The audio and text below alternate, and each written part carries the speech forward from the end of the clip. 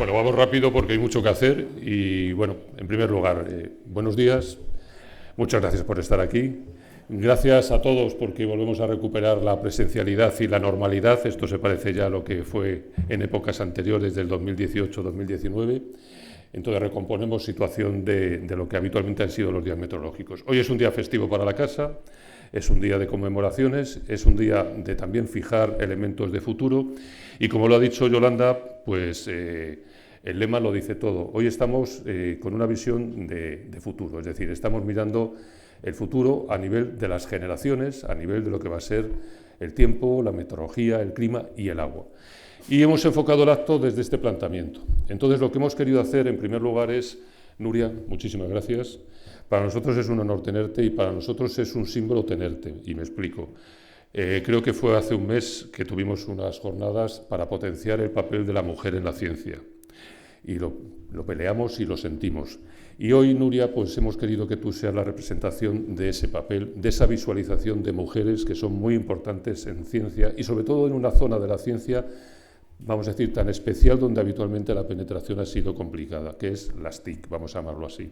Con lo cual es un lujo tenerte y un símbolo.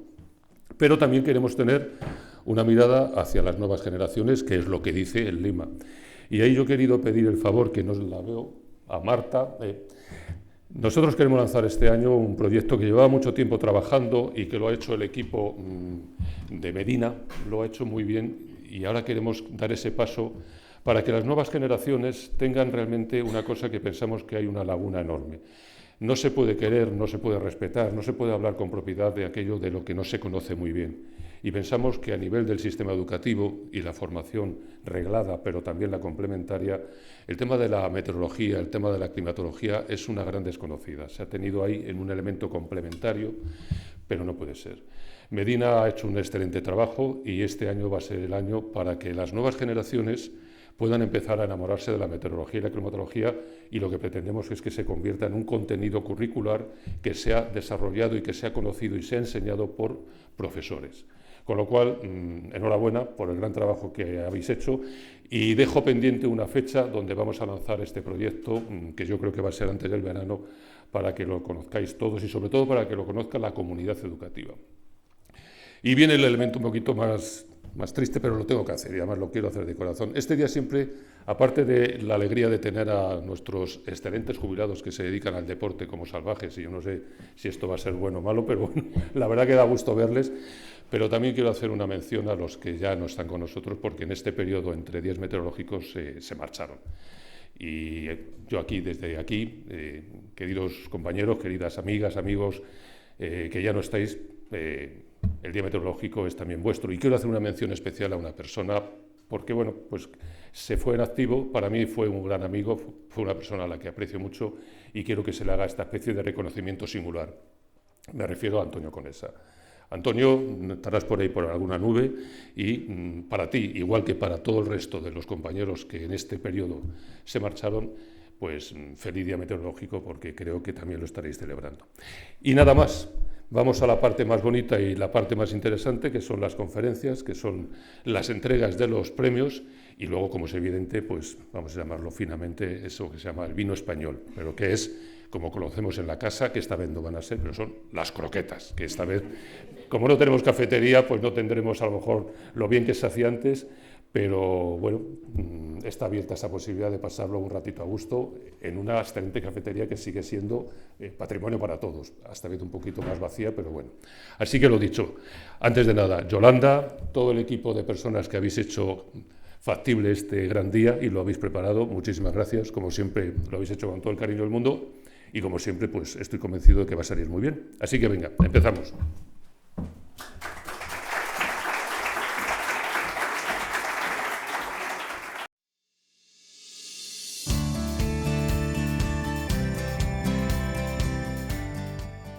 Emprendemos viaje para entregar los premios nacionales a nuestros colaboradores de la Red de Observación de AEMET. Comenzamos visitando a Manuel Sainz Gutiérrez, en Cabezón de la Sal, Cantabria.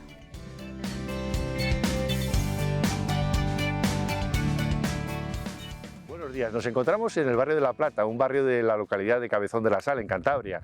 Nos hemos acercado hasta aquí para hacer entrega a nuestro colaborador Manuel Sáenz Gutiérrez de una distinción como premio nacional de colaboración con la AEMET por su dedicación durante tantos años a la meteorología. Manuel se dedica en su localidad, en su propiedad, tiene ganado de vacas lecheras y lleva muchos años midiendo la lluvia y la temperatura aquí en este rincón de Cantabria, entre la costa y la Sierra del Escudo de Cantabria que tenemos al fondo. Pues nada, Manuel, simplemente te quiero hacer entrega de este galardón nacional en nombre de nuestro presidente y esperar que sigas durante muchos años continuando con tus medidas para la meteorología, ¿de acuerdo? Pues... Soy Manuel Sáenz Gutiérrez, mi nombre artístico es Cojoncio Hueveras de Rasputín porque soy aficionado al humor y me he puesto este nombre.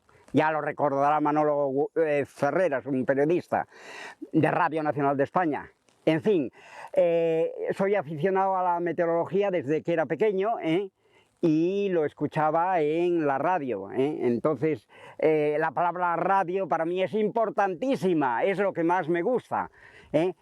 Y yo nacido en Celaya, soy un pasiegucu, después me fui al ayuntamiento de Villascusa, al de Valdáliga, concretamente a la localidad de Tereceño, y ahora vivo en Cabezón de la Sal. Llevo 45 años ya haciendo anotaciones y los que quiera Dios. Bueno, ¿dónde está Dios? En fin, que ya he consumido mi tiempo porque el tiempo es que pasa que no se puede detener.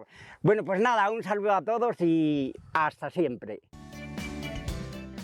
Que no falte ese humor, Manuel. Continuamos el viaje. Nos dirigimos a Cornago, La Rioja, para entregar el Premio Nacional a Aránzazu Jiménez Ochoa.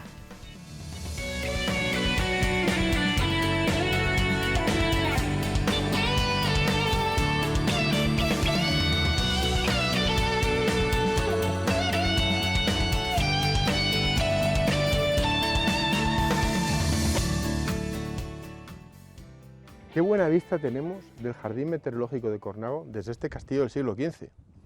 Es que, no sé si lo sabes, pero Cornago tiene cosas muy bonitas. La garita meteorológica, la tenemos ahí, justo, directo desde el castillo. ¿Quieres que bajemos a verla? Vamos a verla. Aránzazu, ¿qué te impulsó a ser colaboradora de AEMET?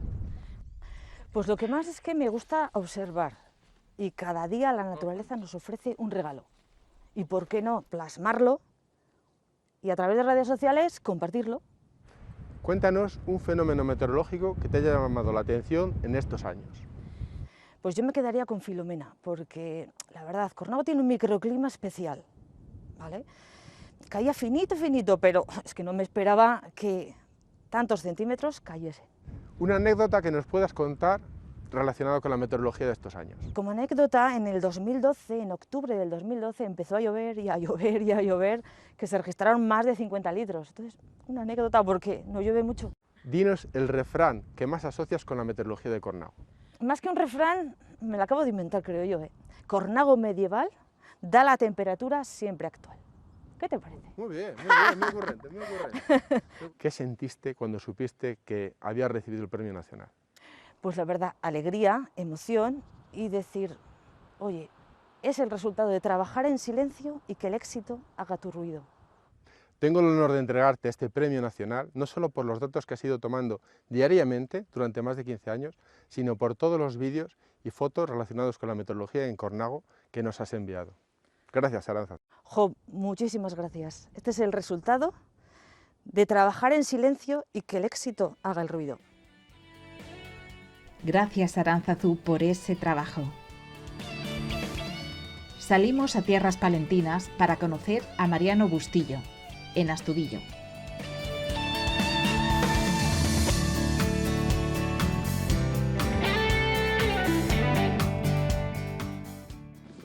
Lleva media vida haciéndolo todas las mañanas, todos los días de los últimos 40 años. Mariano abre su garita meteorológica. Aquí queda registrado el tiempo de Astudillo.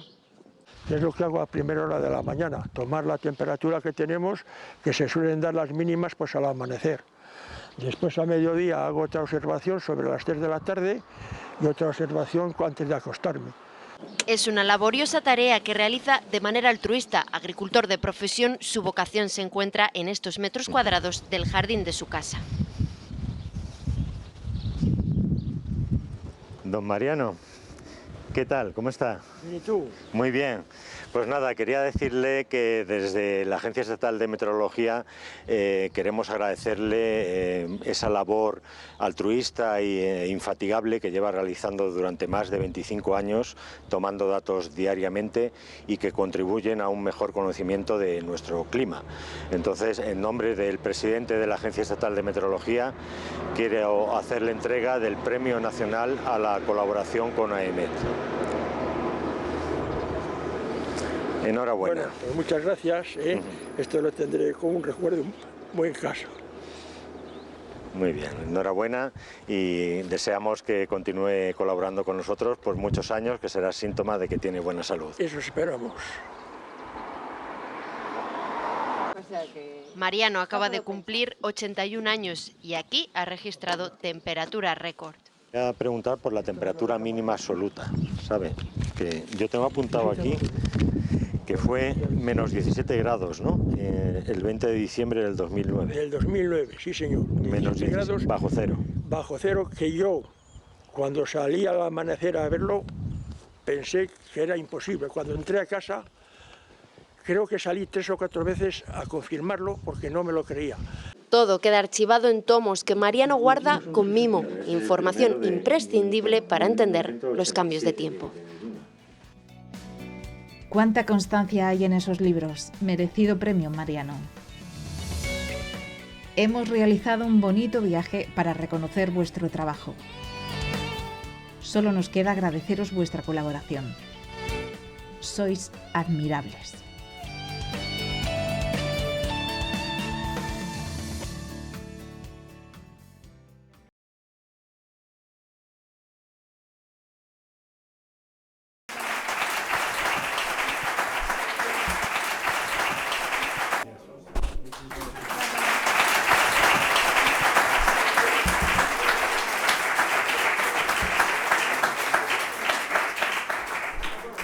María Teresa Sánchez Fernández.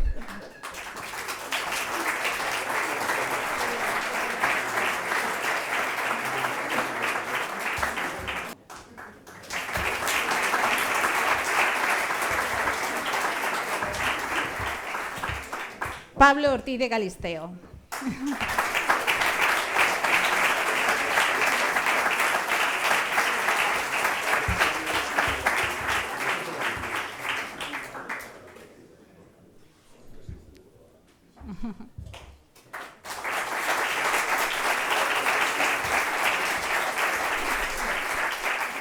Cristina Alexandre Calviño.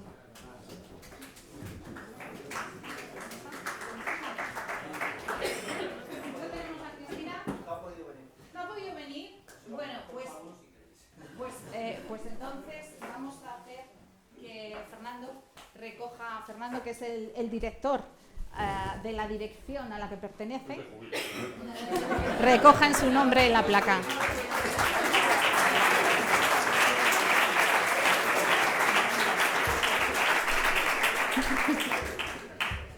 Roberto Estevez Pascual.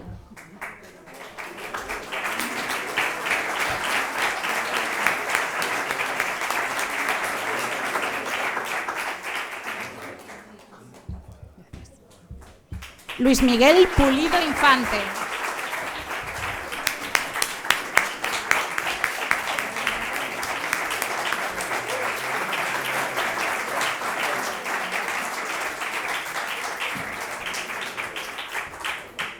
José Santiago Díaz Cobarcos, creo que tampoco ha podido venir, pero nuevamente Fernando, es de tu dirección. Claro, es que la dirección de producción e infraestructura es gigante. O sea, ya sabemos que...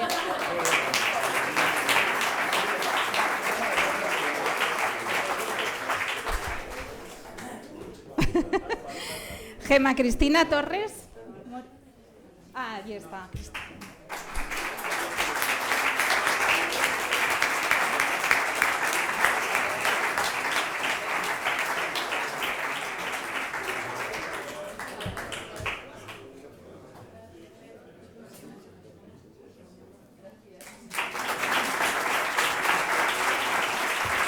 Manuel Mario Ramos.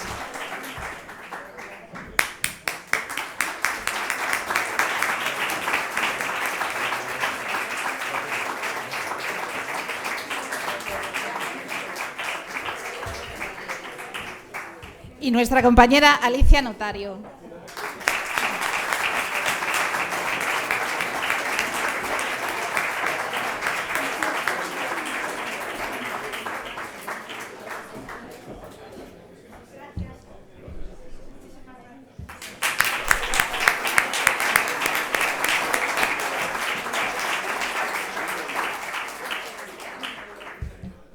Porque yo quería pediros a Alicia, que ha sido compañera de presidencia, que dijera unas palabras. Si quieres irte al atril, lo que tú quieras, lo que tú sientas ahora mismo.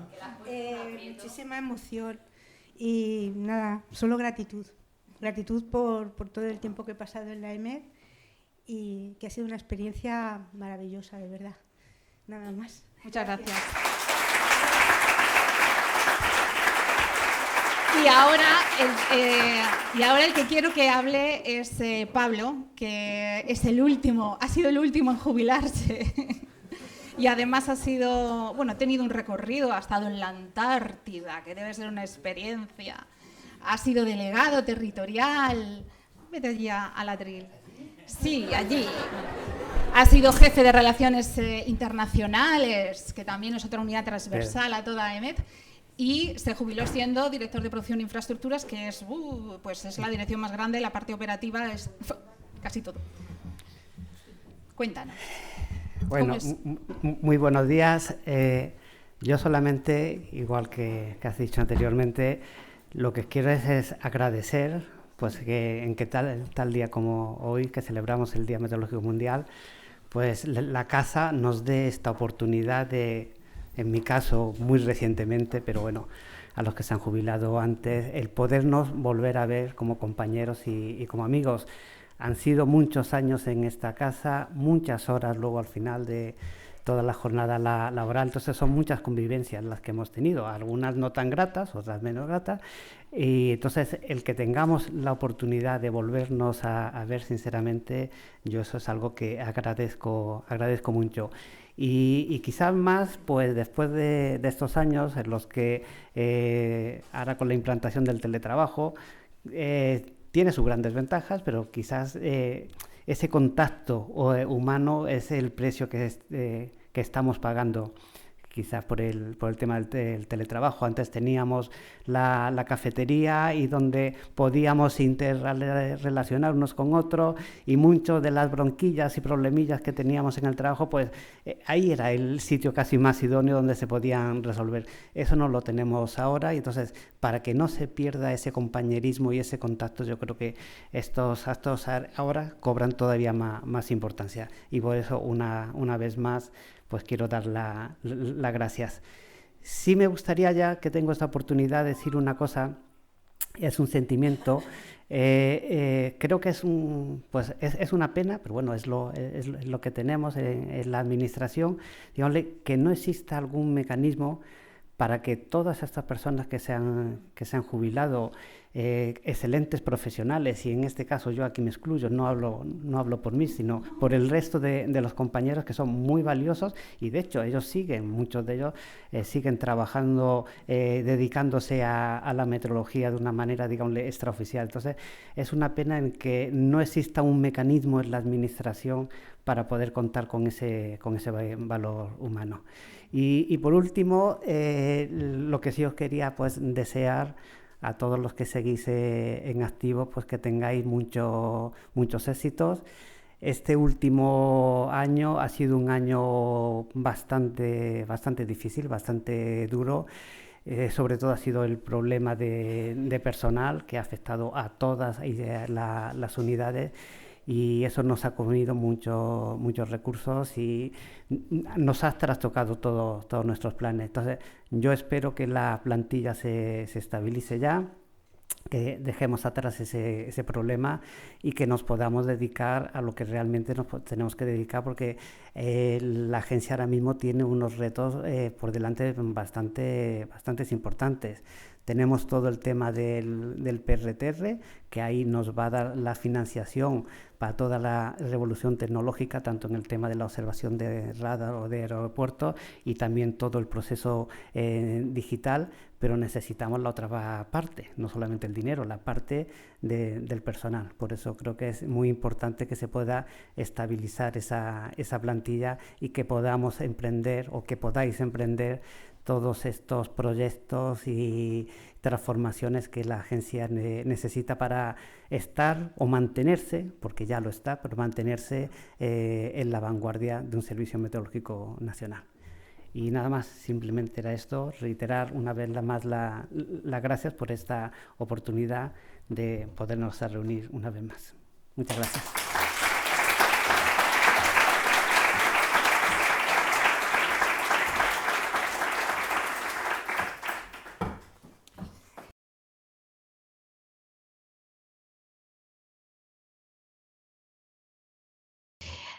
Bueno, inteligencia artificial. De un tiempo a esta parte no hay día que no nos asalte un artículo, una noticia donde anuncie un nuevo desarrollo de inteligencia artificial y nos asaltan cuando todavía ni siquiera hemos asumido o asimilado el del día anterior. Usamos a diario la inteligencia artificial, está en todas partes, condiciona lo que vemos, condiciona lo que leemos y por tanto condiciona lo que sentimos y de ahí condiciona nuestra actitud. Quizá nos engañamos y pensamos que hay algo que no está todavía monitorizado por las grandes tecnológicas. Damos un poder desorbitado a una tecnología que se nos va de las manos, que desde luego no tenemos ningún control sobre ella y yo creo que tampoco la conocemos. La usamos, pero no la conocemos. Tenemos la suerte de tener de nuestra parte a un talento extraordinario que sobre todo lo que tiene es ética, moral y valores humanos. Somos muy afortunados de tener hoy con nosotros a Núria Oliver. Núria es ingeniera de telecomunicaciones, me concedió el gusto de una pequeña entrevista hace unos días que publicamos en las redes y está en el canal de YouTube de AEMET, donde pude conocerla, esa parte humana que me gusta más a mí. Y yo la decía, me pareces un referente, me pareces, tu historia es inspiradora. Me miraba con una cara diciendo, pues tampoco está tanto. pues consulten, yo se lo voy a resumir muy brevemente, pero su currículum es apabullante. Está en la página web de la Fundación ELIS, que dirige, en su propia página web. Creo que Wikipedia también enlaza directamente desde ahí, o sea, pueden consultarlo. Me tiraría 3 días contando todo lo que le ha dado tiempo a hacer. Pero, resumidamente, es ingeniera de telecomunicaciones, doctora en inteligencia artificial por el MIT. Lleva toda su vida haciendo un trabajo en investigación descomunal. Estuvo trabajando en Estados Unidos en el departamento de investigación de Microsoft, dirigió la investigación y desarrollo de Telefónica y en España de Vodafone y actualmente dirige la Fundación ELIS Alicante. Durante todo este tiempo ha hecho un brillante trabajo en investigación y en liderazgo también. Sus artículos han sido citados más de 23.000 veces, no sé cuántas llevarás ya, porque sigue aumentando. Ha trabajado en modelización, en modelos computacionales de comportamiento humano, interacción persona-máquina, aplicaciones de inteligencia artificial para móviles y el Big Data con fines sociales, como el que fue capaz de predecir el comportamiento del contagio de la COVID en la Comunidad Valenciana, que le supuso un premio, uno de los innumerables premios y prestigiosos con los que cuenta. Es probablemente una de las mujeres científicas más relevantes de España, seguro, y puede del mundo. Volcada en la divulgación del conocimiento de la inteligencia artificial, su actividad actual a cargo de la Fundación ELIS es atraer, retener y fomentar la excelencia en la investigación en inteligencia artificial en Europa, teniendo siempre como objetivo que la inteligencia artificial debe servir para el bienestar de la humanidad. Este es el núcleo de su actividad. Yo admiro muchísimo a Núria, creo que se me nota un montón, no solo por un talento extraordinario, por una carrera profesional apabullante, por su capacidad de divulgar con sencillez y de forma amena una materia que es muy desconocida. pero me parece muy relevante que haya apostado por la investigación en su país, en nuestro país. Y también, y como dice en su libro Esos intangibles, de reconocer que la felicidad se crea con el roce y el cariño de las personas que te quieren. Y ahí está, a orillas del Mediterráneo, con su familia al lado en Alicante, y dirigiendo, gracias a la tecnología, una fundación a nivel internacional, además, con el clima mediterráneo, la dieta mediterránea, y es el nirvana. No sé si hay un altar en alguna tecnológica que se parezca a lo que has conseguido. Así que muchas gracias por estar con nosotros, y tu conferencia es muy oportuna en el contexto en el que nos movemos y en este momento. Así que, por favor, te escuchamos con muchísimo interés. Muchas gracias.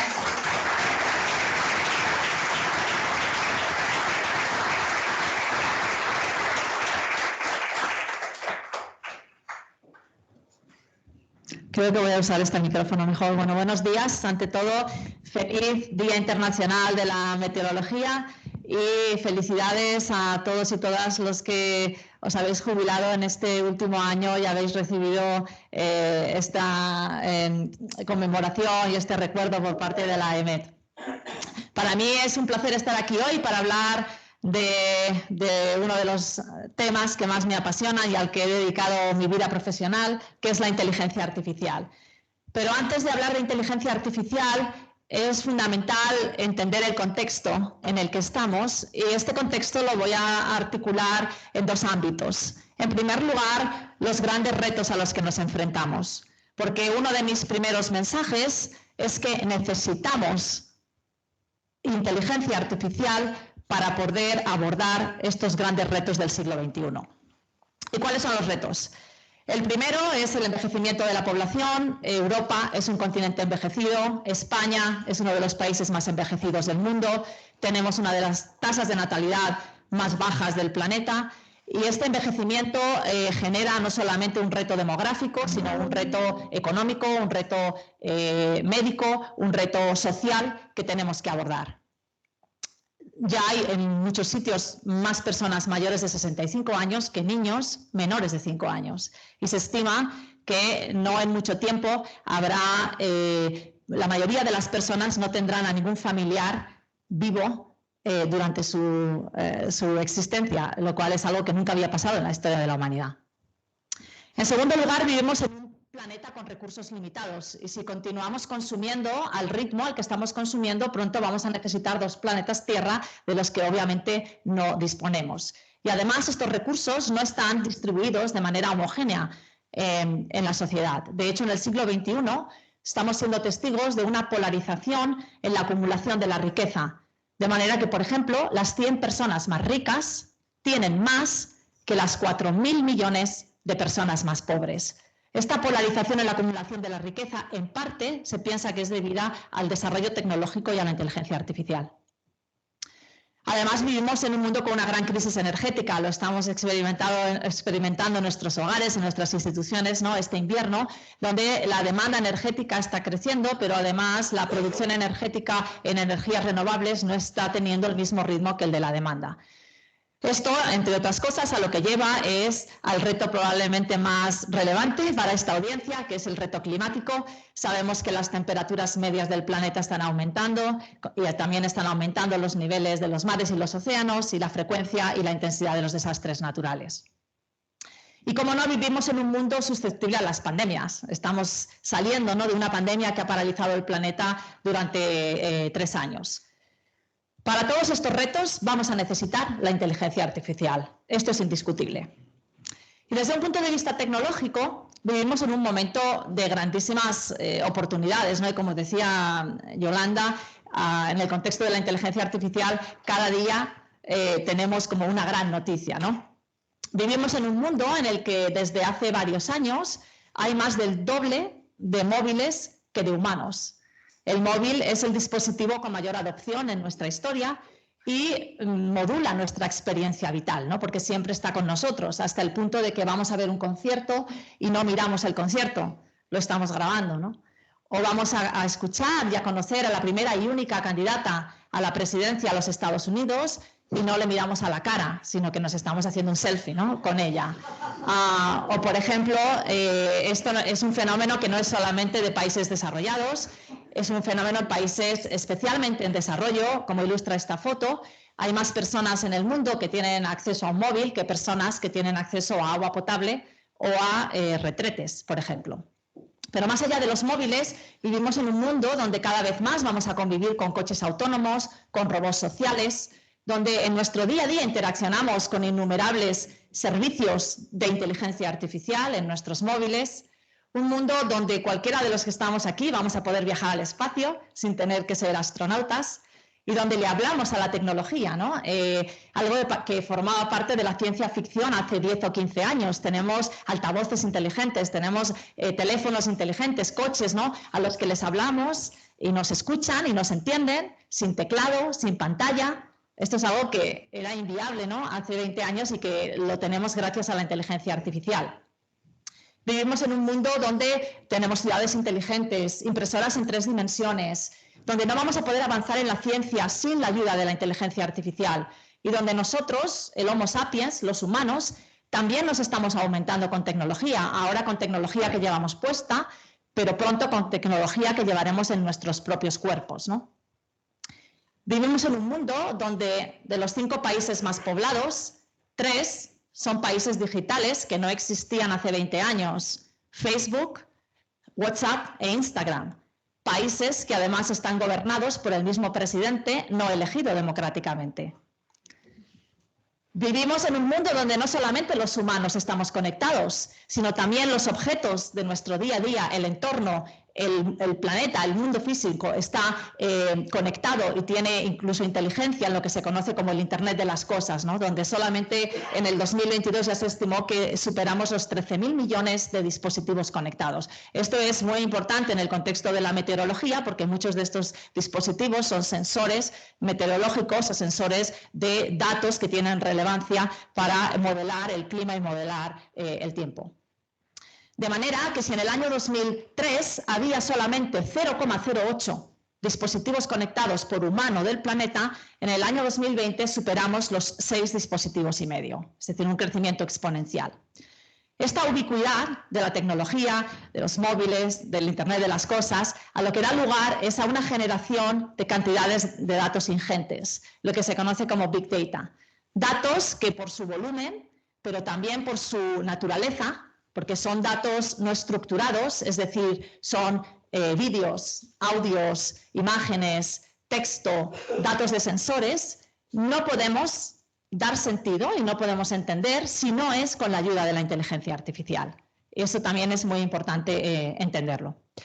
Y cómo no, vivimos en un mundo donde no solamente digitalmente no hay fronteras, sino también físicamente no hay fronteras. Tenemos más movilidad que nunca antes en nuestra historia y esta movilidad representa una vulnerabilidad, como hemos visto en el contexto de la pandemia y las enfermedades infecciosas. Si el coronavirus que apareció en China se extendió tan rápidamente por todo el planeta, fue fruto de esta gran movilidad que tenemos.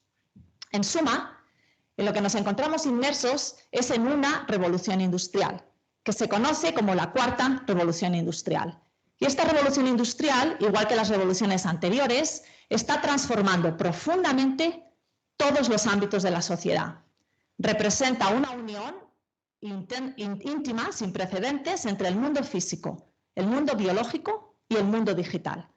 Y está impulsada por disciplinas como la biotecnología, la nanotecnología, la ingeniería genética y, cómo no, la inteligencia artificial, que es mi área de expertise. ¿Pero qué es la inteligencia artificial?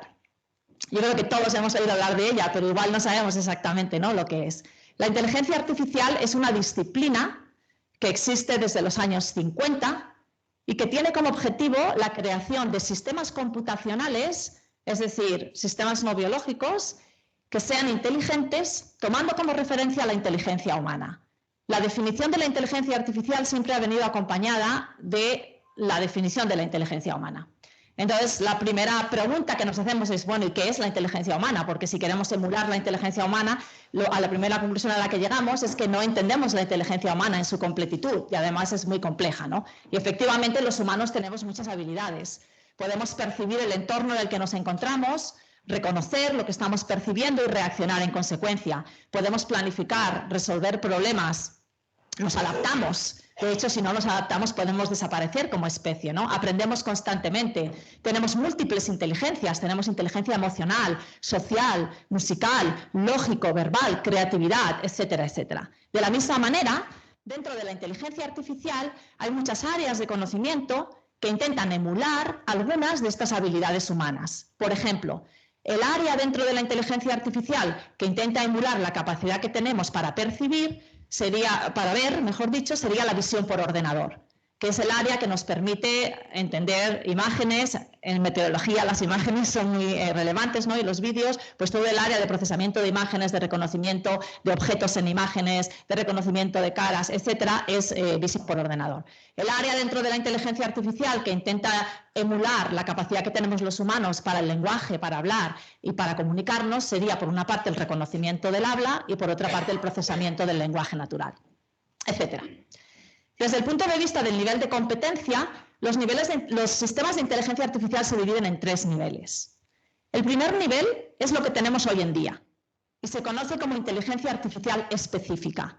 Son niveles que son sistemas que son muy buenos haciendo una tarea, probablemente mejor que el mejor de los humanos, pero solo saben hacer esa tarea. Por ejemplo, hace mucho tiempo que el mejor jugador de ajedrez no es un humano, es un programa de ordenador. Pero ese programa solo sabe jugar al ajedrez y de hecho no sabe realmente lo que es el ajedrez y podría tener dificultades si cambiásemos las reglas, ¿no? De manera improvisada. El segundo nivel es la aspiración de la inteligencia artificial y se conoce como inteligencia artificial general. Y sería una inteligencia artificial tan competente como la de un humano, incluyendo conceptos tan difíciles como la autoconciencia. Yo creo que estamos muy lejos de tener inteligencia artificial general. Pero lo más importante, desde mi punto de vista, es entender que no necesitamos inteligencia artificial general para que la inteligencia artificial esté aquí ya, forme parte de nuestro día a día, represente un mercado de millones de dólares a nivel mundial y esté transformando la sociedad. Y creo que este mensaje es importante porque muchas veces en los medios de comunicación se centra el foco en si alcanzaremos o no alcanzaremos inteligencia artificial general algún día, como si solo cuando alcanzásemos la inteligencia artificial general es cuando la inteligencia artificial debería preocuparnos, ¿no? O debería tener impacto. Y esto no es así. Independientemente de si algún día tendremos o no inteligencia artificial general, la inteligencia artificial hoy está transformando el mundo y nos está impactando a todos y a todas.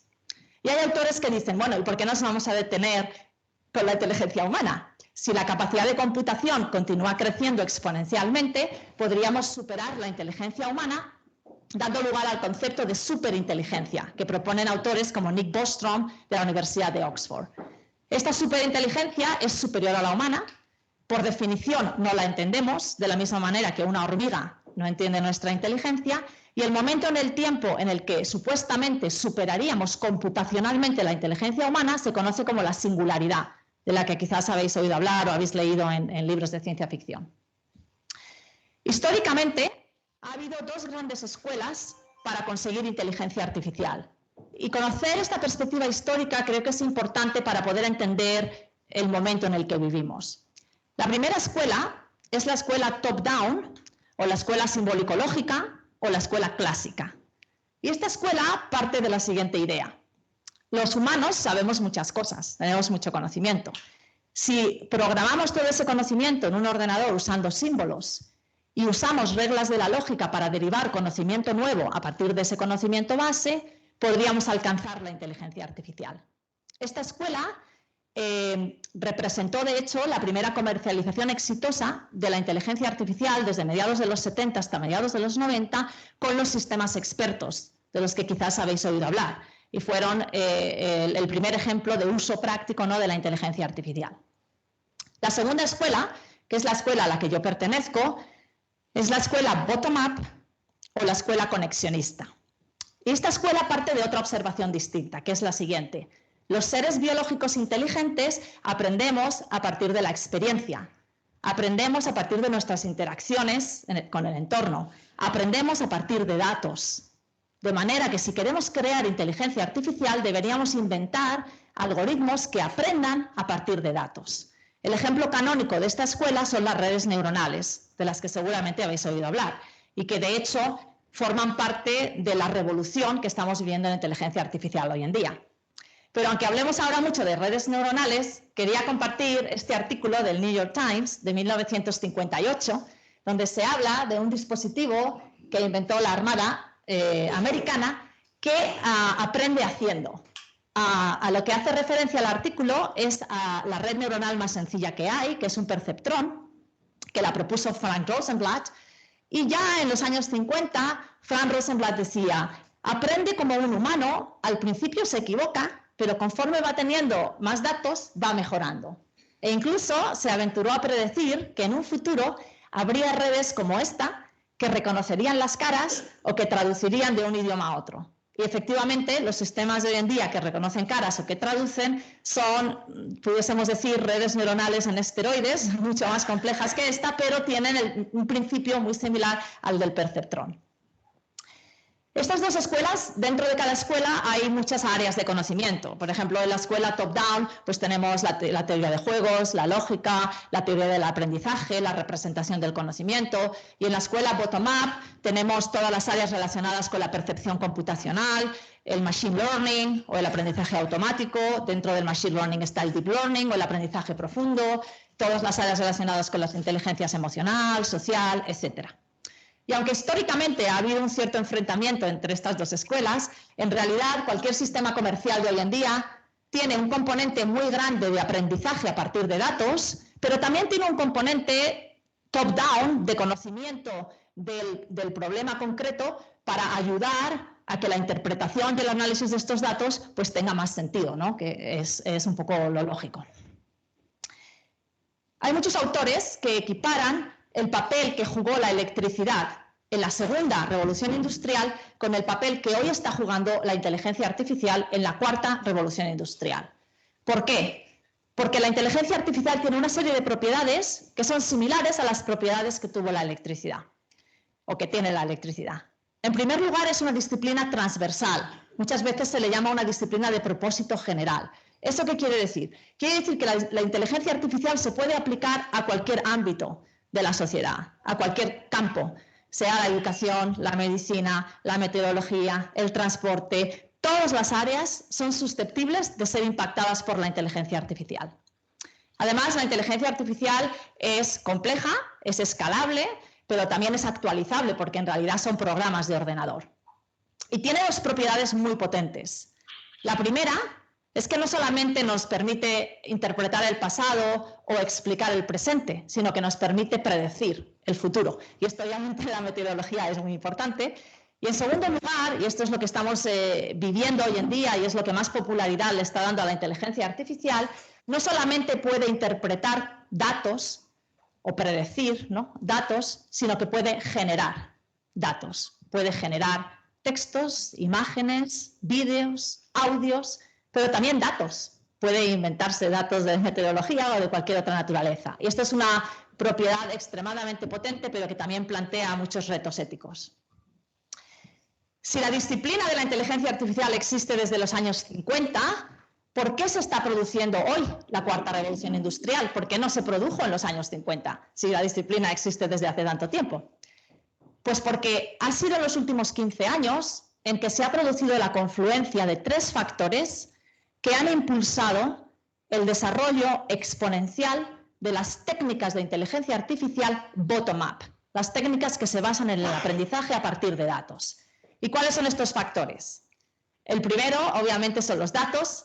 Lo he dicho al principio, vivimos en un mundo de datos, estamos generando datos constantemente. Sé que en la EMET se generan cantidades ingentes de datos, y eso solamente en meteorología, imaginaos en el resto de disciplinas, ¿no? Etcétera. Hasta el punto de que cada año o cada 2 años generamos más datos que en los 5.000 años anteriores de la historia de la humanidad. Estos datos tienen un grandísimo valor económico y solamente en Europa se estima que superan los 1.000 millones de euros. El segundo factor es la disponibilidad de grandes capacidades de computación a bajo coste, gracias a la llamada ley de Moore. Esta es una ley de crecimiento exponencial en la capacidad de computación por el mismo precio. Aquí se muestran los años y aquí se muestra la cantidad de computación que podemos comprar por $1000. Y como veis, esta es una escala logarítmica y aún así hay un pequeño crecimiento exponencial, con lo cual es mucho más exponencial si fuese una escala lineal. Y aquí lo que muestra es la capacidad de computación de los chips del momento por $1000. Y lo que vemos es que ha ido creciendo exponencialmente. Esta ley es la que hace que cuando nos compramos un móvil hoy, pues el mismo móvil el año que viene vale mucho más barato o por el mismo precio nos podemos comprar uno mucho mejor. A lo largo de la historia, los sistemas de inteligencia artificial han ido aprovechando la computación del momento, ¿no? Desde los sistemas expertos de los años 70 a Deep Blue, que fue el sistema de IBM que ganó, no sé si os acordaréis, en 1997 al mejor jugador de ajedrez del mundo en ese momento, Garry Kasparov, o Watson, que fue el sistema que ganó en 2011 a algunos de los mejores jugadores de Jeopardy del mundo, o los sistemas actuales de aprendizaje profundo que tienen muchísima capacidad de computación. De hecho, en el contexto de la inteligencia artificial se han desarrollado chips específicos para entrenar redes neuronales, como las FPGAs o las ASICs, y la ASIC más popular es la TPU de Google, que igual habéis oído hablar de ella. Tenemos datos, tenemos computación, y el tercer ingrediente son los modelos de aprendizaje. Y en realidad los modelos que dominan hoy en día son modelos que están basados en la red neuronal de los años 50, el perceptrón de Rosenblatt, pero muchísimo más complejas. Tan complejas como que pueden tener miles de millones de parámetros, cientos de capas, pero el principio básico matemático, ¿no?, es el mismo. Estas redes son las que, entrenadas con cantidades ingentes de datos, gracias a la existencia de grandes capacidades de computación, están revolucionando la sociedad. Pero hay un cuarto ingrediente que también es muy importante, que es que se está produciendo una democratización en el acceso a las herramientas de inteligencia artificial. Hay muchísimas librerías hoy en día y muchísimas herramientas que generan un nivel de abstracción bastante alto, de manera que cualquier persona puede usar la inteligencia artificial, algo que era totalmente inviable cuando yo estaba haciendo el doctorado, ¿no?, donde teníamos que programar las ecuaciones matemáticas para hacer que aprendiese algo el ordenador, ¿no? Y hoy en día es bastante fácil porque no tienes que programar ninguna ecuación matemática para hacer que conseguir que tu ordenador entienda o analice unos datos, ¿no?, o prediga. Y son estas redes neuronales profundas, como he dicho, las que están detrás de esta gran revolución, ¿no?, de que podamos hablar de la tecnología, de que podamos traducir de un lenguaje a otro, de que podamos reconocer caras, ¿no?, etcétera. En el contexto de la meteorología, la situación es la misma, ¿no? Por una parte, tenemos una explosión en la disponibilidad de datos por parte de todo tipo de sensores que son relevantes para la meteorología. Estos datos son datos no estructurados, en la inmensa mayoría, y por otra parte pues tenemos modelos que entiendo que estaréis utilizando, modelos de redes neuronales profundas para poder dar sentido a estos datos, ¿no?, y hacer predicciones más precisas. De hecho, mirando las estadísticas, las predicciones a 5 días de hoy en día son tan precisas como las que se hacían hace 25 años, pero solamente a 2 días, ¿no?, gracias a la existencia de estos datos y la inteligencia artificial. Y por estos avances, en los últimos años hemos conseguido hitos que parecían inalcanzables, como por ejemplo que en el año 2016 AlphaGo ganase en el juego de Go contra Lee Sedol, que es uno de los mejores jugadores de Go del mundo. El juego de ajedrez, ya lo he dicho, se superó en 1997, ¿no?, con inteligencia artificial, pero el juego de Go se pensaba que iba a ser muchísimo más difícil de conseguir porque es un juego donde hay muchas más posibilidades de movimientos y por tanto era mucho más complejo. Y sin embargo, en el 2016, con técnicas de aprendizaje profundo, de redes neuronales profundas, conseguimos ganar a uno de los mejores de los humanos. O por ejemplo, en 2017, EA Libratus ganó de paliza, además, contra algunos de los mejores jugadores de póker del mundo. El póker es un juego de información incompleta. A diferencia del ajedrez o de Go, en el póker yo no sé qué cartas tienen mis oponentes y además mis oponentes pueden no decir la verdad, se pueden echar faroles, ¿no? Algo que se pensaba que iba a ser muy difícil para la inteligencia artificial y sin embargo en 2017 EA Libratus ganó, pero apabullantemente, contra los jugadores de póker humanos. O en 2018, cuando AlphaZero ganó contra el mejor jugador de ajedrez del mundo, que es otro programa de ordenador, pero habiendo aprendido a jugar al ajedrez por sí mismo. A diferencia de estos otros programas que habían sido entrenados por humanos, AlphaZero aprendió a jugar jugando contra sí mismo millones de veces. O más recientemente, los avances que se han conseguido en la inferencia de la estructura en 3 dimensiones de las proteínas, un problema que se consideraba no resoluble computacionalmente si no hubiese ordenadores cuánticos, y que lo hemos conseguido con técnicas de aprendizaje profundo.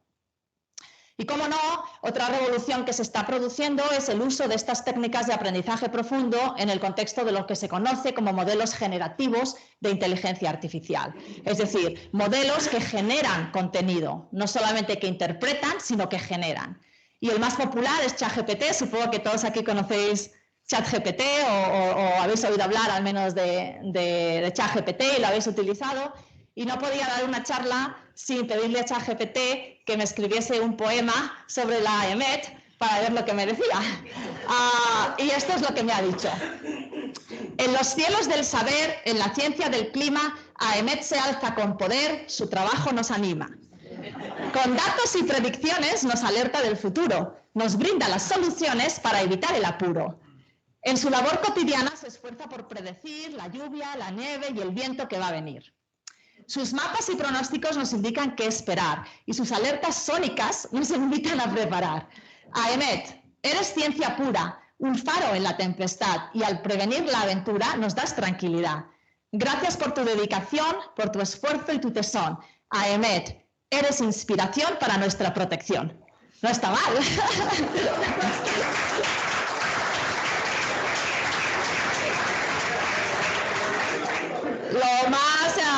Quizás lo más impactante no es el poema, que no sé si tiene alta calidad poética o no, es que este poema lo ha generado en un segundo y podemos generar 1 millón de poemas, ¿no? Simplemente apretando el botón, y ahora mismo pues hay cientos de millones de personas que están utilizando ChatGPT, ¿no? Entonces el nivel de competencia que estos sistemas están alcanzando hoy en día no ha tenido precedentes en nuestra historia. Y por primera vez en la historia de la humanidad, un ente no humano tiene la capacidad de generar contenido que solo antes los humanos éramos capaces de generar. De manera que a partir de ahora, lo que leamos, lo que veamos, lo que escuchemos, no va a estar generado por humanos con alta probabilidad, sin que nosotros lo sepamos. Y esto es algo que presenta un reto social, ¿no?, increíble. Estas técnicas generativas también están revolucionando en el contexto de la imagen y también de la música. Ninguna de estas imágenes ha sido generada por ningún humano. Son generadas por algoritmos que les dices, hazme la cara de un soldado medieval con una mirada en la distancia y en cuestión de 2 segundos tienes esa imagen. Pero como digo, tienes esa y le sigues dando el botón y sigues generando más, ¿no? El impacto que esto tiene en los artistas es enorme, porque estos algoritmos han sido entrenados con todo. En el caso de ChatGPT o de GPT-4, que es el gran modelo de lenguaje en el que se basa, pues ha sido entrenado con todos los textos que han sido escritos y que están disponibles en Internet, ¿no?, y que han sido escritos en la historia de la humanidad. En el caso de imágenes, pues han sido entrenados con cientos o millones de imágenes, ¿no?, que están disponibles, sin pedirle permiso a los autores de esas imágenes o los autores de esos textos, si permiten que se utilicen sus datos para entrenar estos sistemas, ¿no? Entonces hay un movimiento mundial de artistas contemporáneos que no quieren que sus obras se usen para entrenar estos sistemas, porque tú le puedes pedir que te haga una imagen en el estilo de quien tú quieras, y si es un autor contemporáneo, pues genera imágenes que parece que las ha hecho esa persona, pero la persona no las ha hecho, ¿no? Y el impacto que puede tener, evidentemente, en la capacidad que tengan los artistas para vender sus obras, si se puede hacer automáticamente y gratuitamente, ¿no?, pues es muy grande. Pero más allá de estos ejemplos, en nuestro día a día interaccionamos con sistemas de inteligencia artificial, porque son algoritmos de inteligencia artificial los que deciden qué amigos tenemos, qué actualizaciones vemos de nuestros amigos, qué noticias leemos, qué información encontramos en Internet, qué libros compramos, qué películas vemos, qué música escuchamos.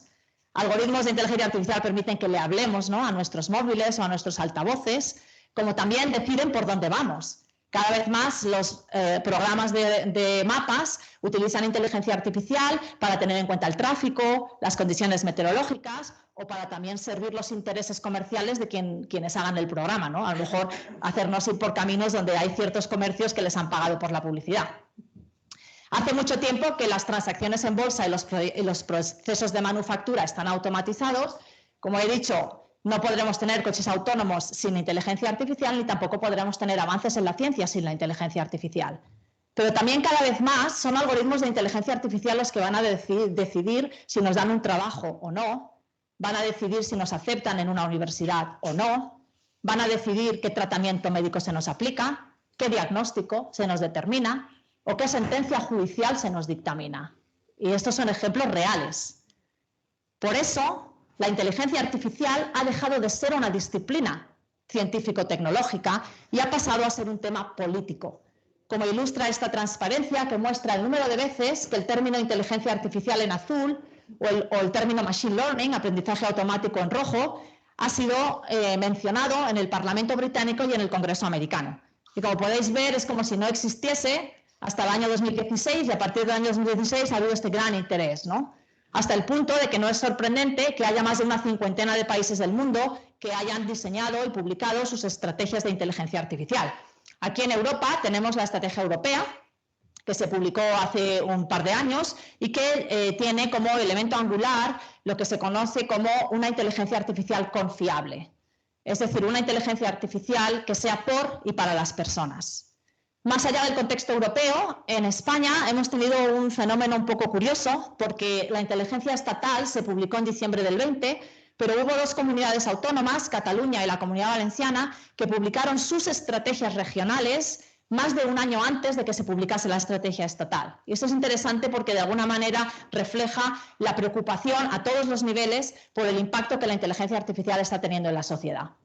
Y como quizás hayáis oído, en abril del 21, durante la pandemia, la Comisión Europea publicó un comunicado donde se proponía una regulación europea a la inteligencia artificial, que se conoce como el AI Act, que ahora mismo está en trámite parlamentario, se anticipa que entre en vigor este año, y una de las acciones que están incluidas en esta regulación europea es la supervisión de que se cumple la regulación, donde se anticipa que habrá un órgano supervisor a nivel europeo, pero también habrá agencias supervisoras en cada país miembro. Y aquí en España hubo, que igual lo leísteis en prensa, una convocatoria competitiva para determinar dónde estaría la Agencia Española de Supervisión de Inteligencia Artificial, y finalmente va a estar en Galicia, en La Coruña.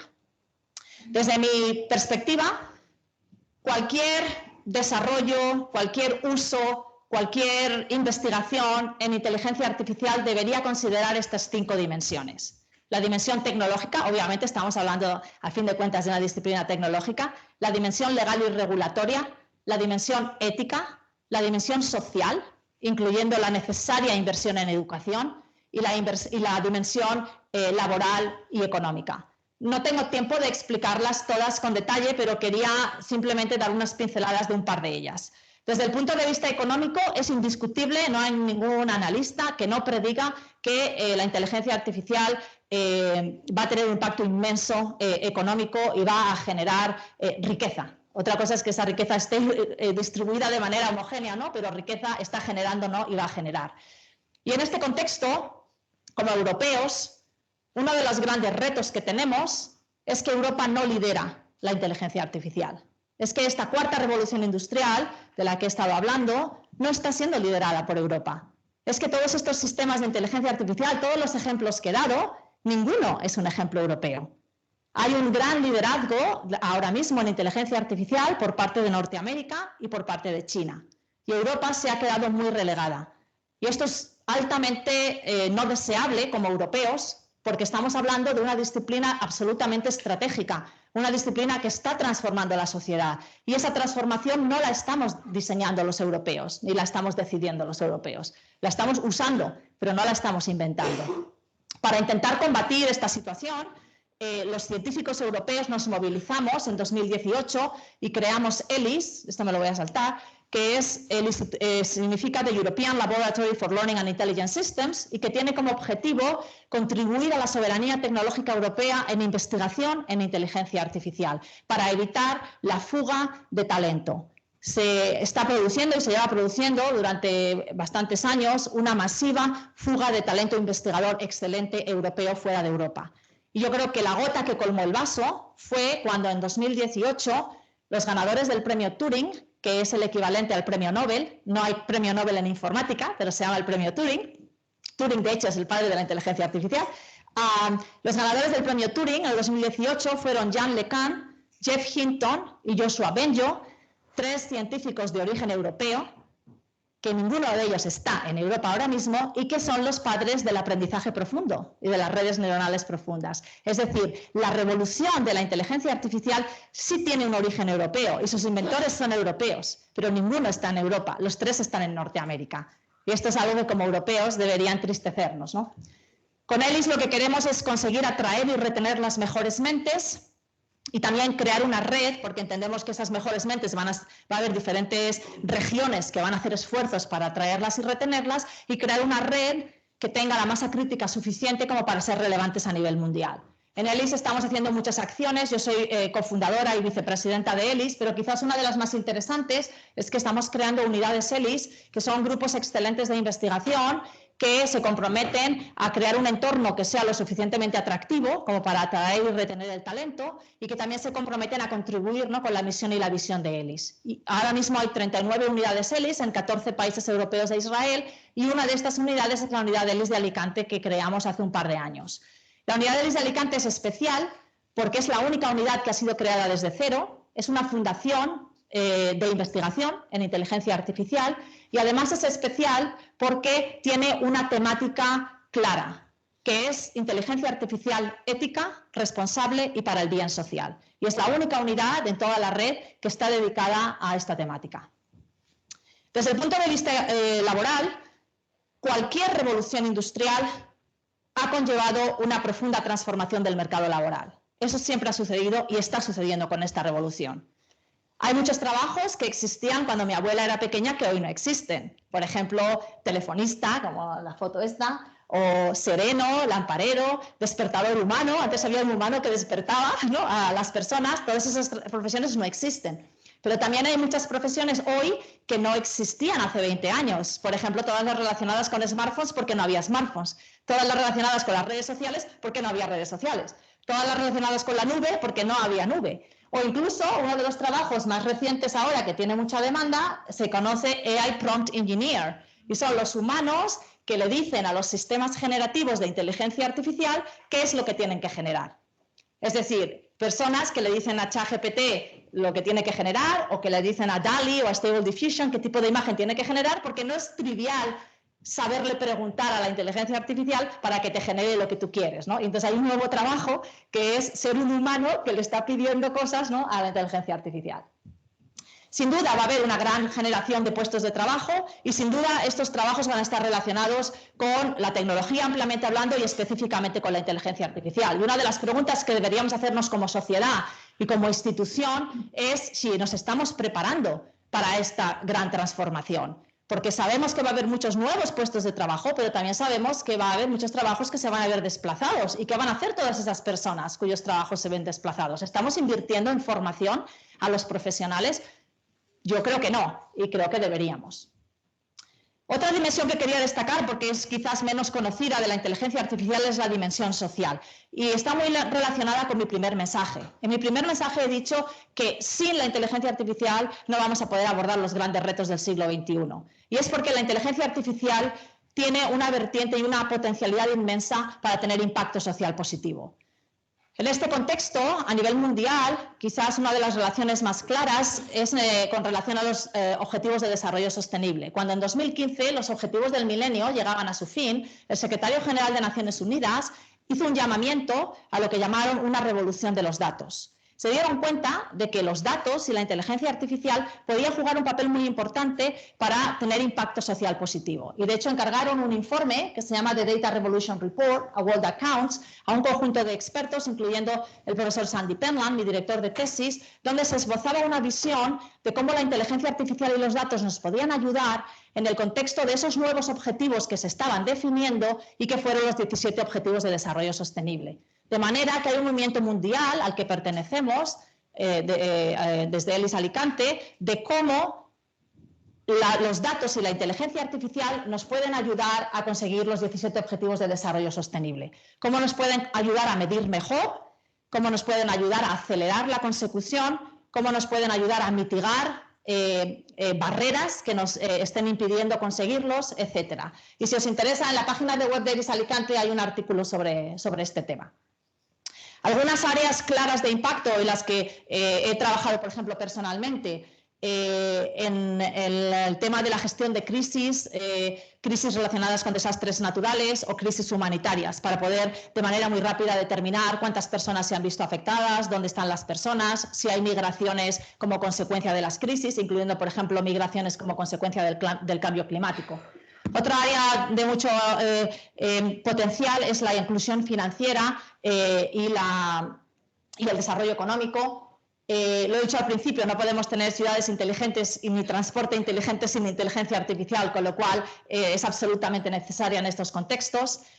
Un área en la que ha habido mucho trabajo en las últimas 2 décadas y que ha sido muy relevante en los últimos 3 años es el uso de los datos en la inteligencia artificial para luchar contra enfermedades infecciosas y pandemias, y hablaré un poquito de lo que hicimos en Valencia. No podemos tener tampoco energía inteligente, smart grids, sin inteligencia artificial. A nivel de los censos, probablemente lo sepáis, pero prácticamente todos los institutos de estadística del mundo están utilizando fuentes alternativas de datos y algoritmos de inteligencia artificial para hacer censos que sean más económicos y más frecuentes. Y tampoco podemos tener una agricultura de precisión y una agricultura inteligente sin la inteligencia artificial. Si os interesa el tema, hay muchas publicaciones que podéis leer, y esta es una de las áreas en las que trabajamos en ELIS Alicante. Y solamente por dar una pincelada, durante la pandemia lideré un equipo de más de una veintena de investigadores e investigadoras de toda la Comunidad Valenciana, y trabajamos para suplir esta brecha que hay entre dónde están los datos, si entendemos que los datos son una representación digital de una realidad subyacente, y dónde están los tomadores de decisiones. Lo que queremos es que esas decisiones estén basadas en la evidencia, que estén basadas en el conocimiento científico, ¿no? Pero no es obvio cómo pasar de los datos, ¿no?, a los tomadores de decisiones. Para ello, lo que hicimos durante la pandemia fue estructurar nuestro trabajo en 4 áreas.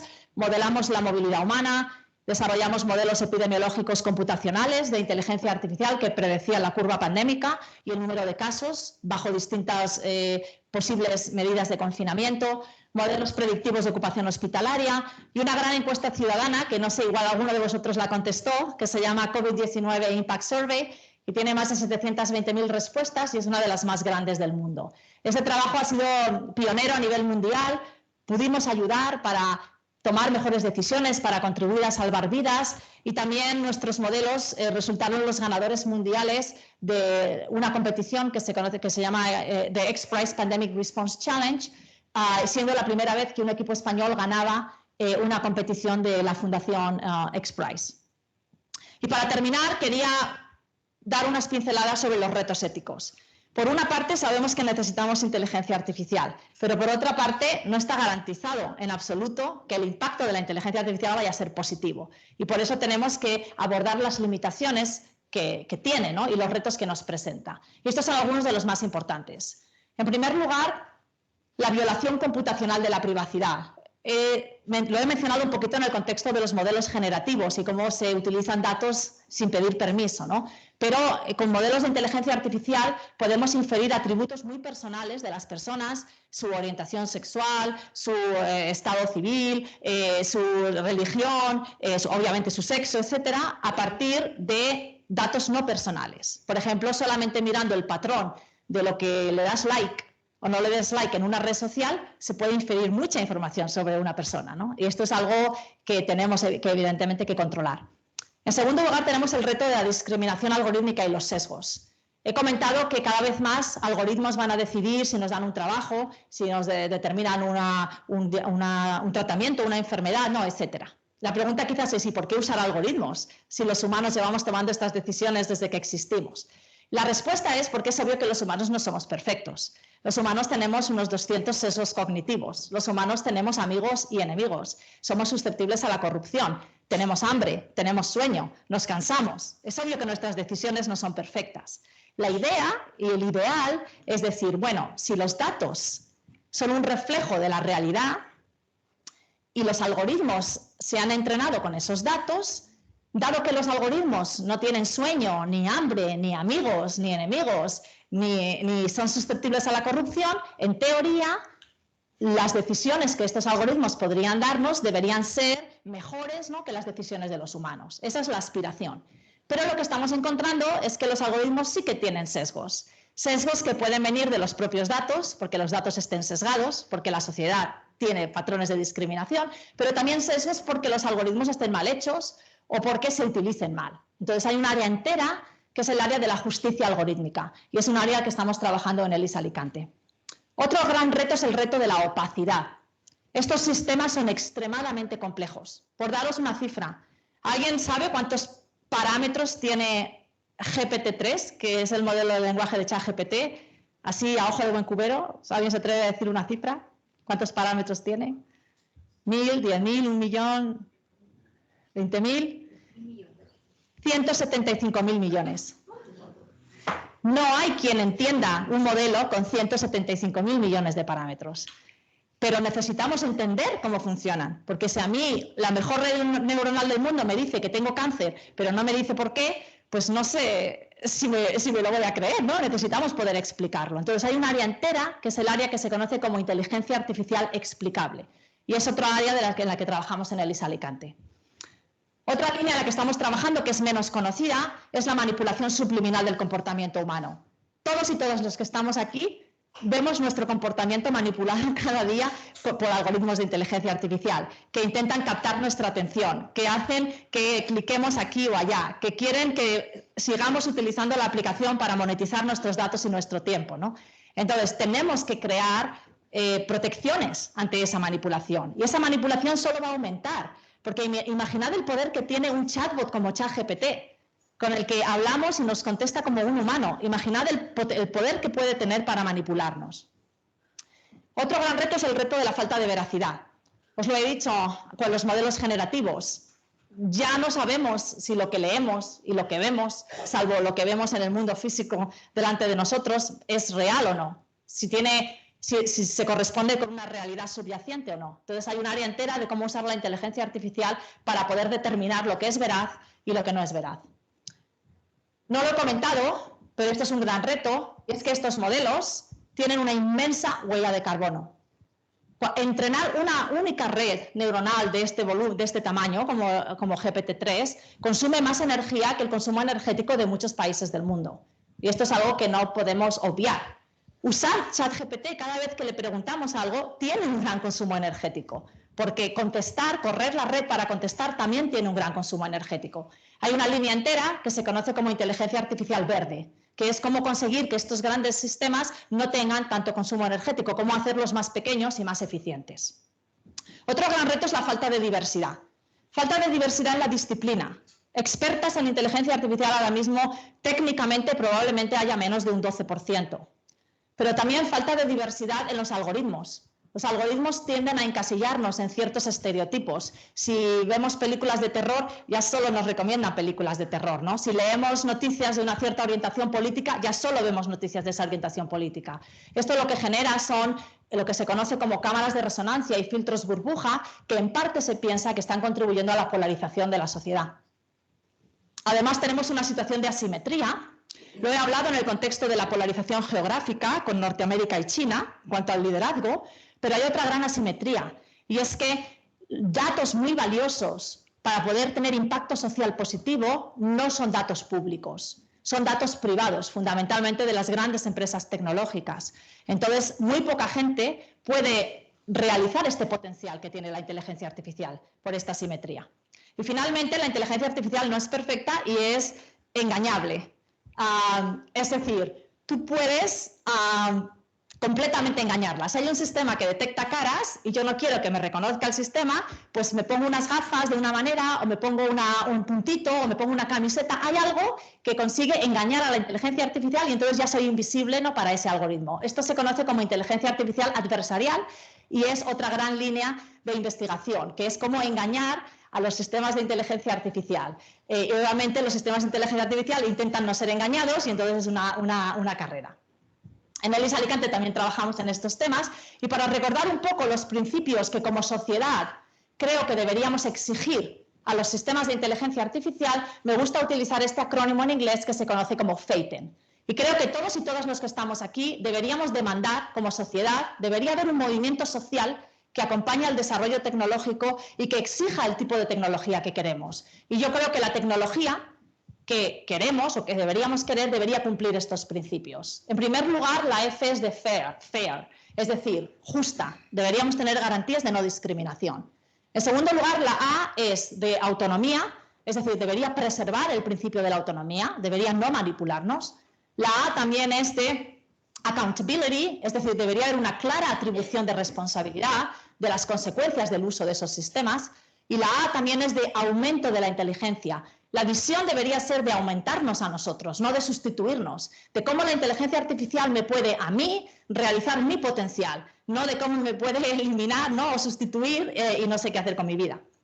La T es de trust, de confianza y de transparencia, lo he comentado en el contexto de la opacidad. La E, y aquí hago un poco de trampas, es del principio de la beneficencia, es decir, maximizando el impacto positivo, con diversidad, con sostenibilidad, y además la E es de la necesaria inversión en educación y también es de equidad. Y la N es del principio de no maleficencia, es decir, minimizando el impacto negativo.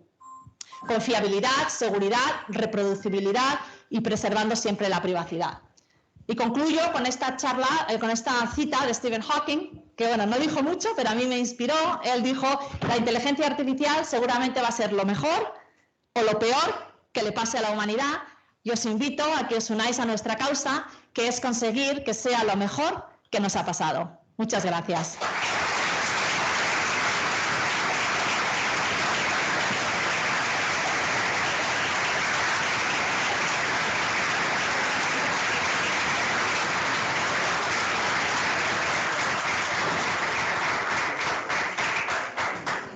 Bueno, lo que hemos aprendido, muchísimas gracias. O sea, esto es divulgación, esto es divulgación. ¿Preguntas? No me digáis que no tenéis por lo menos una, porque a mí se me ocurren un montón. Si puedo luego te la pregunto, porque me ronda la cabeza y tampoco quiero... A ver. No, simplemente saber si mediante la inteligencia artificial se podría conseguir nos diera alguna charla la máquina como la que tú. No es una mala idea. A ver, posible es, evidentemente es posible, lo que pasa que la experiencia física tendría que ser con un robot, probablemente, ¿no? Un robot humanoide o algo así, entonces conseguir ese nivel de expresividad, de movilidad, ¿no? Que tenemos los humanos con un robot, ¿no? Es mucho más difícil. Pero bueno, lo que es el contenido, mi charla, evidentemente un sistema de inteligencia artificial podría hablar por mí, ¿no? Y darla. Sí, es una buena idea, a lo mejor debería hacer eso. Lo digo por multiplicar, como no puedes estar en todo. Sí, ayudante. Sí, bueno, hay vídeos, ¿no? Y tal. Lo que pasa es que sí que es verdad que yo creo que conforme, y esto lo hemos visto en la pandemia, conforme cada vez estamos teniendo cada vez menos interacción de humano a humano y cada vez más está mediada por la tecnología, yo creo que también cada vez más valoramos la experiencia de estar en un sitio, ¿no? Porque si no, ¿qué es nuestra vida? Estar delante de una pantalla todo el día, ¿no? Entonces, el estar en un sitio, el compartir una experiencia con otras personas, ¿no? El poder interactuar, creo que cada vez quizás va a estar más valorado porque cada vez lo hacemos menos, ¿no? Igual cada vez es más raro, ¿no? en nuestra vida. Ay, mira, Carmen Rus. Hola, muchas gracias por la presentación, la verdad es que ha estado muy interesante. En relación con esto que estaba comentando Jaime, he visto, y en relación con el chat GPT, la manera de comunicarse con chat GPT, que es como muy familiar, ¿no? Hace unos días salió un artículo en El País de una profesora lingüista que se llama Emily Bender, sí, no sé si lo conozco, sí. que era, o sea, su opinión era que los chats no deberían de hablar en primera persona porque produce como mucho desasosiego, ¿no? Cuando parece que ya, digamos, estamos hablando como con un humano, y precisamente es un poco tratar de diferenciar lo que es hablar con una máquina de una relación personal, ¿no? ¿Cuál es su opinión al respecto? Sí, a ver, no sé si que hablen en primera persona o no sería la solución, tampoco.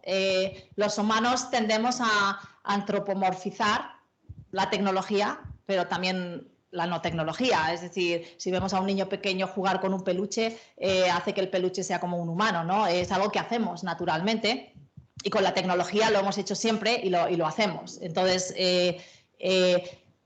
evidentemente, si el chatbot habla en primera persona y habla como si fuese otro humano, va a ser mucho más probable, ¿no?, que tengamos esa percepción de que igual es un humano, y sobre todo que desarrollemos un vínculo emocional que genere una vulnerabilidad, porque al final no es un humano, no tiene las capacidades de un humano, y, como he dicho antes, nos puede manipular muy fácilmente, ¿no?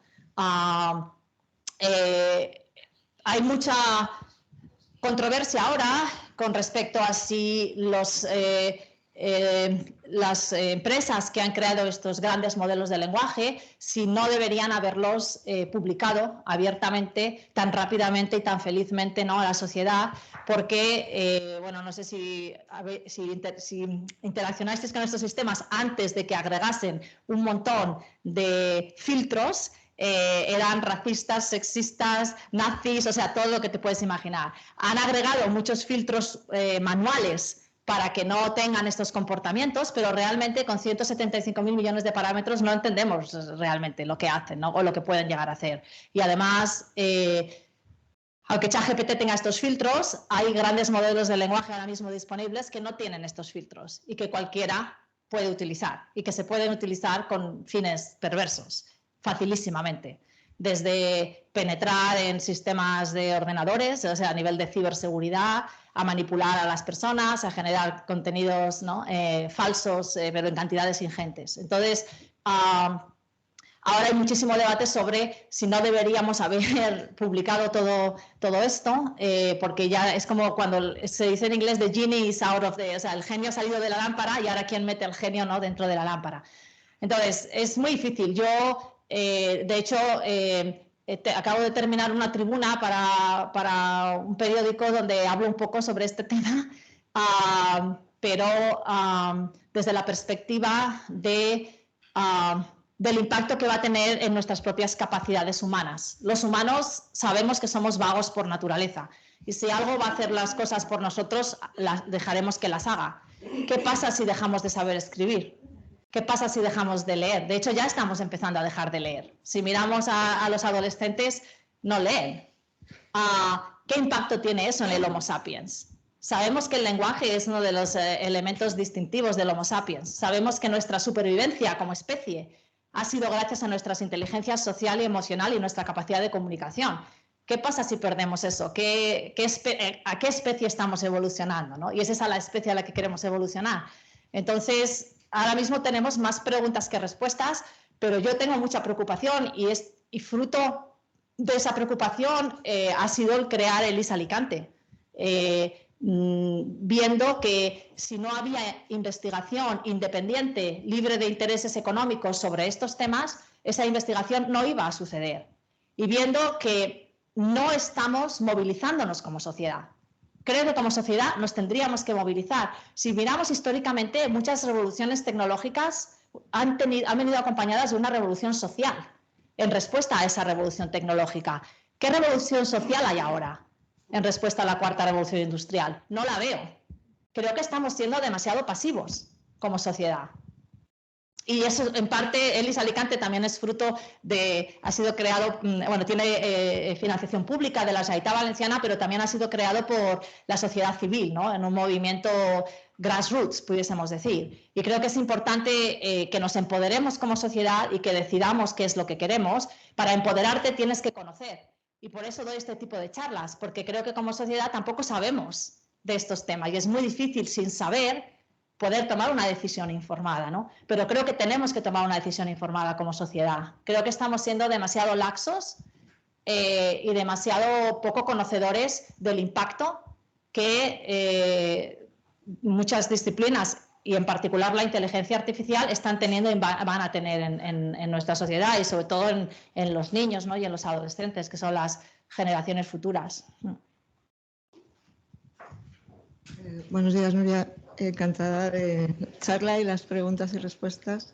Y en esta línea también quería preguntarte, bueno, me llamo Paloma Castro, y quería preguntarte cómo ves tú el año 2045, un poco conectando con esto que estás hablando ahora mismo, no solo para tu empresa, Elis, seguramente que tendrá 20 personas o muchas más, porque tendrá mucho futuro, sino a nivel humanidad con la filosofía transhumanista, si seremos personas, si seremos cyborgs, si tendremos todo parches, si vamos a vivir 100 años, y si hay punto de retorno o no retorno, es decir, esa ética que tú tienes tan clara, si realmente, digamos, la ves o no la ves en el 2045, que muchos de nosotros igual no estaremos.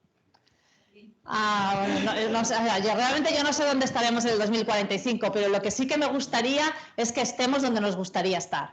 Ese es mi principal mensaje. Decidamos dónde queremos estar. Algo con lo que no estoy de acuerdo es con el determinismo tecnológico que se nos vende, ¿no? Es como que el desarrollo tecnológico es inevitable, no tenemos más que aceptarlo. Un desarrollo que no hemos decidido nosotros, que está siendo creado por un oligopolio de empresas americanas y en China los chinos, y además que no todo desarrollo tecnológico conlleva un progreso. Y tenemos que aprender a diferenciar. ¿Este desarrollo tecnológico representa un progreso o no representa un progreso? Si no representa un progreso, pues no invirtamos en él, no lo compremos, no lo usemos. Invirtamos en lo que pensemos que va a representar, ¿no? Un progreso. Entonces, yo no sé dónde estaremos en el 2045, pero lo que sí que sé es que quiero intentar que estemos en un sitio que consideremos que ha representado un progreso. Y para mí progreso significa mejorar la calidad de vida de todas las personas, no solo de algunas, y también del resto de seres vivos del planeta y del planeta en sí mismo. Y si estamos en un sitio donde hemos conseguido eso, consideraré que hemos conseguido progreso.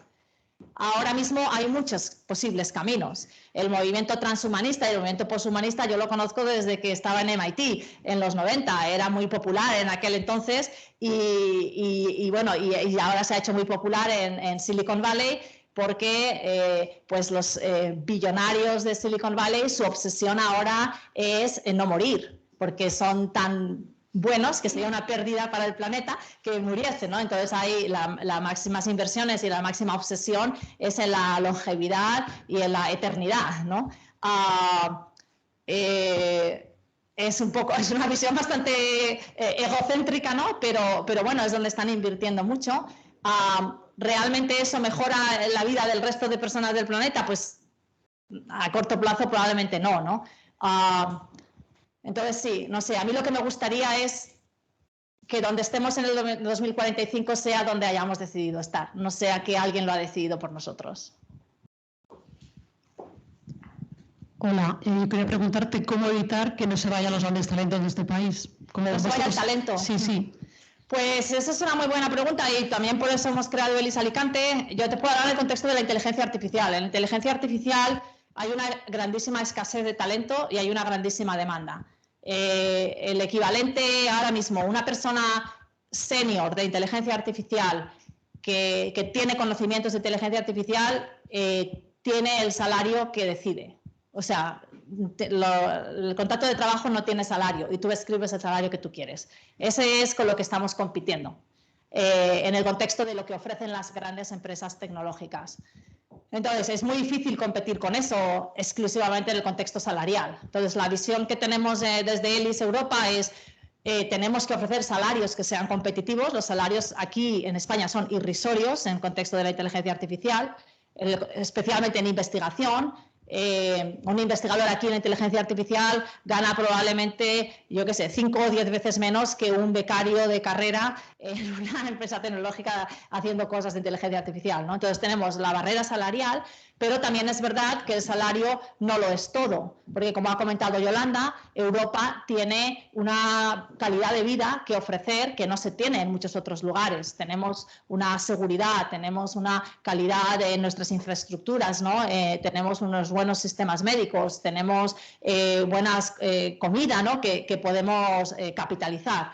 Entonces, lo que estamos intentando hacer con ELIS es, sin duda, que los salarios sean decentes, medianamente a nivel internacional, pero que luego haya mucha flexibilidad, que haya incentivos para crear startups, para colaborar con todo tipo de instituciones, que haya libertad intelectual y que se pueda aprovechar, ¿no? esta gran calidad de vida que tenemos. Es verdad que poder tener libertad intelectual es también muy importante, ¿no? Lo que pasa que también en muchas de estas grandes empresas tecnológicas, y yo he trabajado en ellas, muchas veces también tienes total libertad, ¿no? Entonces es difícil la competición. Y con ELIS Europa pensamos que el estar conectado en una red, el tener un sentimiento de que no eres una persona aislada, ni siquiera en tu país o en tu ciudad, sino que estás conectado con la élite investigadora en toda Europa, también es un factor atractivo, ¿no? Porque tienes la posibilidad de establecer colaboraciones en distintos países, de aprender, ¿no? de otras personas. Y en ELIS Europa también estamos invirtiendo mucho en el talento joven. Entonces, con financiación de la Comisión Europea, este es el tercer año que hemos lanzado un programa mundial de doctorado para atraer a los mejores investigadores predoctorales del mundo para que vengan a Europa a hacer su doctorado.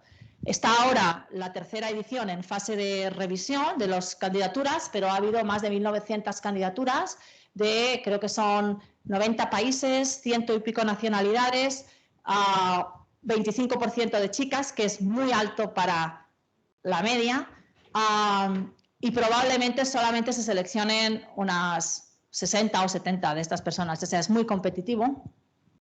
Entonces, esto también este es un programa que está teniendo mucho éxito y que es muy valorado también por la Comisión Europea y nos está permitiendo atraer a mucho talento brillante que no habría venido a Europa de otra manera, ¿no? Por ejemplo, en ELIS Alicante tenemos 7 de estos estudiantes de doctorado que ni siquiera sabían dónde estaba Alicante.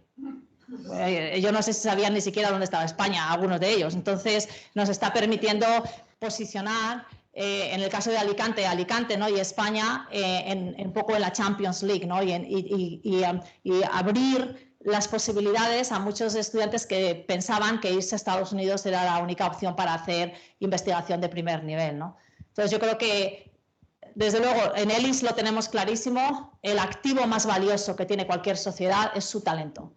Y si no valoramos el talento y si no lo incentivamos, es la mayor pérdida, ¿no? que podemos tener. Y aquí en España es algo que me sorprende mucho porque entendemos perfectamente el talento excelente en el contexto del deporte, por ejemplo, ¿no? y entendemos pues, que Nadal no es lo mismo que un jugador de, yo qué sé, Regional B, ¿no?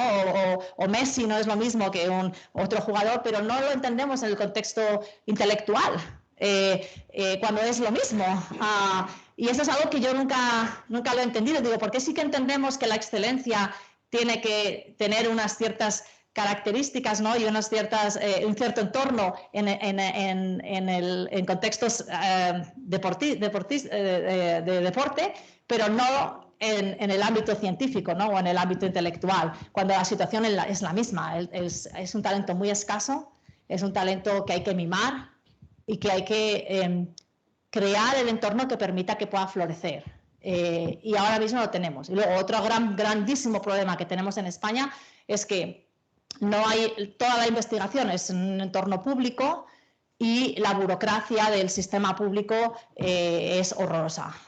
Yo no había trabajado nunca en el sistema público, es mi primera experiencia con ELIS Alicante y yo no doy crédito de la cantidad de tiempo que se pierde con la burocracia. Es que no doy crédito. Digo, es que esto es súper ineficiente. Es que no entiendo cómo hay tanta burocracia. Entonces, al talento excelente, eso es matar el talento excelente. O sea, un talento excelente no lo puedes tener rellenando papeles y haciendo no sé cuántas justificaciones durante horas y horas y horas. Es realmente matarlo. Entonces, tenemos que encontrar otros mecanismos, otra manera. Tendría que haber como un track especial para el talento excelente. que sirva a las necesidades de ese talento, ¿no? Que son distintas del resto, que son no tan excelentes, pudiésemos decir.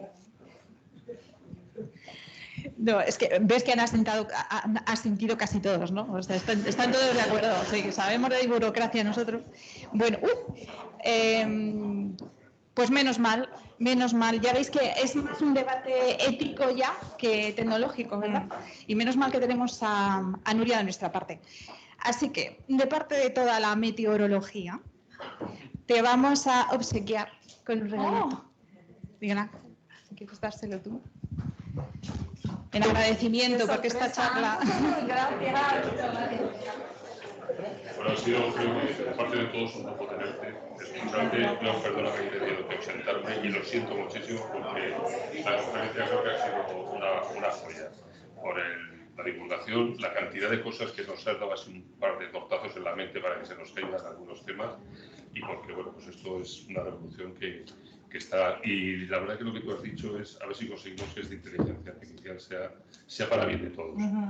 Entonces, Nuria, esta es tu casa, siempre la tendrás abierta. Nos gustaría que otra vez, pues, dado que estudiaste aquí en Teleco, pues vinieras a este otro edificio. Y esto, pues, es nuestra inteligencia artificial de siempre, de toda la vida, ¿no? Claro que sí.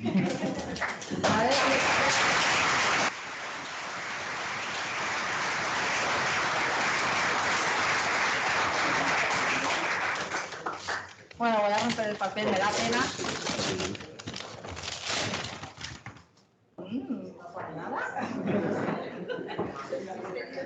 ¡Oh, sorpresa, sorpresa! Un balómetro, mirómetro y termómetro. A ver. Oye, pues no tengo yo ninguna estación en mi casa, así que... A ver si te vas aquí. Sí. ¡Ay, qué bonito! Es muy bonito. Colaboradora de...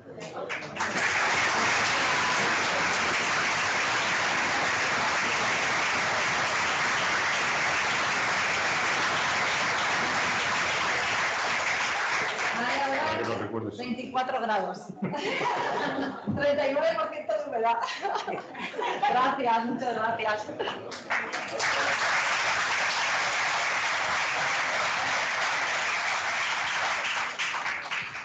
Bueno, pues ahora Nuria nos va a invitar a un vino español. Vamos, muchas gracias a todos por venir. Yo creo que hemos disfrutado muchísimo. Muchas gracias.